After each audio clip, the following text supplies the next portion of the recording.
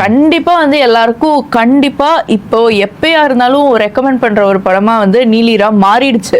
ஒரு நீலிரா லீடர் இல்ல நீலிரா leader recommend பண்ணி லீடர் நீ ரெக்கமெண்ட் பண்ணனும். நீங்க ரெக்கமெண்ட் பண்ணாம அவருக்கு நம்ம ப்ரமோஷன் பண்ணணும்னு இல்ல, அவர் ஏற்கனவே ஒரு பெரிய ஸ்டார் ஆயிட்டாரு, ஒரு ஷைனிங் ஸ்டார். ஆமா, நம்ம சொல்ல முடியாது.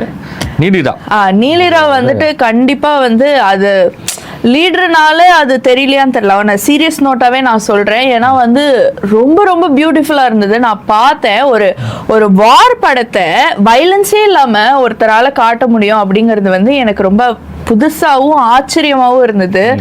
ரொம்ப ரொம்ப யதார்த்தமா எடுத்திருந்தாங்க, யாருமே ஓவர் ஆக்டிங் பண்ணல. இந்த லாங்குவேஜ் பேரியருங்கிறது தெரியவே இல்லை.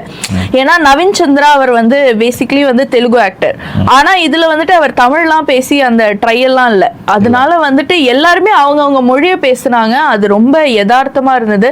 அந்த சூழல்ல தான் டைரக்டர் வளர்ந்தாரு அப்படிங்கறதுனால அவரால் அதை ஈஸியா போர்ட்ரே பண்ண முடிஞ்சது. வார பேஸ் பண்ணி படம், அதுக்குள்ள ஒரு திருமண சப்ஜெக்ட், ஒரு இந்தியா நம்மளை காப்பாத்தும்னு நினைக்கிற இடத்துல எங்க வந்து நம்ம நாடு நம்மளை கைவிட்டுருச்சு அப்படிங்கிற ஒரு கதையை பேஸ் பண்ணி எடுத்திருக்காங்க. அந்த ஒரு நைட் கைதிக்கு அப்புறம் அந்த ஒரு நைட்ல நடக்கிற ஒரு கதையை வந்துட்டு ரொம்ப பியூட்டிஃபுல்லா ரொம்ப பெஸ்டா காமிச்சிருக்காங்க. இந்த டைமுக்கு ரொம்ப தேவையான படமாவும் இருக்கு. அதுல வர ஒவ்வொரு வசனமும் வந்துட்டு ரொம்ப ரொம்ப இம்பார்ட்டண்டா இருந்தது. இப்ப இருக்கிற வரைக்கும் கனெக்ட் பண்ணிக்கிறதுக்கு வந்து ரொம்ப ரொம்ப சூப்பரா இருந்தது.